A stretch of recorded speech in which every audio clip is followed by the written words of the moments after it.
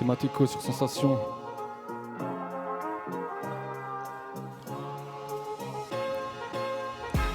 On bouge la tête dans tous les sens.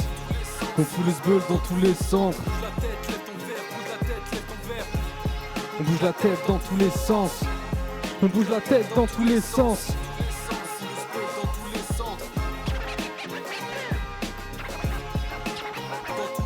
C'est une envie que j'ai toujours eue, j'ai toujours écrit, j'ai appris à faire de la diction quand je faisais du stand-up en rappant. Du coup, c'était une passion et puis là, c'était l'occasion ou jamais, donc on a dit c'est parti, on le fait maintenant. Comme Gengis en Mongolie, je vais y aller step by step. Je finirai par percer, ça finira en guinguette. Déjà maintenant ça va mieux, parce qu'avant c'était l'hypothèque. Actuellement je taffe mes textes. Des fois je pète le plomb, puis je me calme en autre danse. RAF de ton avis, je te lâche en toute insolence. Sous c'est lâche, lâcher des chiens à chaque échec. On calcule plus maintenant, on se check comme des chèques à chaque chèque. 2 RPM, je me lève, cerveau troué, le foie lavé, la porte qu'on a squatté, retourné, je suis complètement pété. Avec Noir sert déjà un verre, non ça a encore disparu. Le pneu qui crie, ça Amérique qui fait des drifts.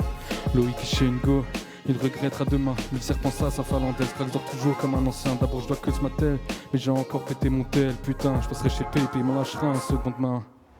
Bon, Mateko, t'es avec nous aujourd'hui, on t'avait reçu il y a quelques mois. Ouais, c'est vrai. Pour ton côté humoriste, ouais. que tu n'as pas lâché, on en reparlera et c'était tout à quand l'heure. même pas évident, je tiens à le signaler, parce qu'il y avait très peu de public, voire pas du tout. Non, il n'y avait pas de public. C'était pendant le Covid, je crois. Ouais. Non, c'était pas pendant le Covid, mais c'était... juste avant. C'était, je sais plus, c'était un peu compliqué. C'était la deuxième déjà, édition, donc effectivement on n'avait pas encore trop de public, et tu avais quand même tenu à faire le sketch. Non, mais c'était sympa, il n'y a pas de... Bon, tout ça parce qu'il est là aujourd'hui voilà, pour son EP de 5 titres qui est sorti il y a quelques semaines. EP qui s'appelle I. Ouais. Et la chanson phare, La Croumance, que tu nous as fait tout à l'heure. Ouais, c'est ça. Comment est-ce qu'on explique que dans un EP, il y a toujours une chanson qui marche mieux que les autres ? Déjà, on a fait un EP qui a des styles on va dire, qui restent dans le rap, mais toujours très différents. Donc, c'est celle qui est un peu plus grand public, tu vois, avec un refrain et une instru très entraînante. Donc, c'est pour ça. Et puis après, pas forcément. Il y a plein de retours aussi, tu vois, sur 2003, qui est une chanson un peu plus sentimentale. Donc, non, ça dépend. Chaque son parle à différentes personnes en fonction c'est ça. Des paroles, du ressenti. C'est vrai qu'on sent l'expert en musique, comme chez Romain. Ah, tu vois ? C'est vrai. Tu vois ? En fait, j'ai que le côté technique de la chose. En pratique, c'est un peu plus compliqué. La pratique, c'est compliqué. Ouais. C'est comme moi, tu vois, la pratique, c'était pas dingue. C'est un menteur. La technique, t'as les textes et tout, mais bon. Ouais, non, mais on peut comprendre. Mais on a bien aimé. Je tiens à le signaler. Merci. Ce projet musical, tu l'as mené il y a 1 an. Tu l'as commencé il y a 1 an, au début de ce qu'on a appelé une pandémie mondiale, apparemment. Ouais. Tu l'as mené tout seul. Tu t'es dit d'un coup, tiens, je suis dans ma chambre, je vais pas me faire des blagues à moi tout seul et mon miroir. Et si je chantais ? C'est à peu près ça. En fait, quand tout s'est arrêté parce que quelqu'un a décidé de manger du pangolin, alors que ça n'a jamais été une bonne idée de manger du pangolin, soyons tous d'accord avec ça.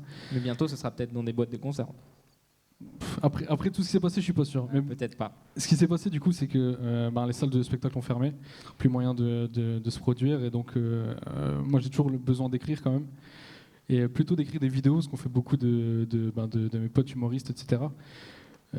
Moi je me suis dit plutôt de faire des vidéos comme tout le monde, essayer de faire un projet différent. J'ai toujours écrit du rap, j'ai toujours fait un peu de rap de mon côté, donc c'était l'idée de faire un projet, vraiment c'était le bon moment, et donc je me suis lancé après entouré bien sûr, que ce soit au studio avec des beatmakers, etc., mais tout seul. Parce que ce que tu disais en off, c'est que quand tu fais de l'humour, tu dois travailler aussi ta diction. Ouais, tout à fait. Je devrais faire également en radio, ce que je ne fais pas. Mais parenthèse. Mais du coup, tu disais qu'avec ces cours de diction, ça t'a poussé aussi à te lancer dans le rap, quoi, finalement. En fait, quand tu apprends à faire de la diction, tu apprends les phrases. Un chasseur sachant chasser sans son chien, tu sais, des trucs comme ça. Et au bout d'un moment, tu as vite fait le tour, en fait. Et du coup, ce que je faisais, je prenais des morceaux de rap qui sont connus pour être très techniques. Et je m'entraînais à les refaire le plus vite possible. Et ça me faisait des exercices de diction. Et c'est comme ça que j'ai commencé, si tu veux, à rapper aussi à côté. Sensation en scène.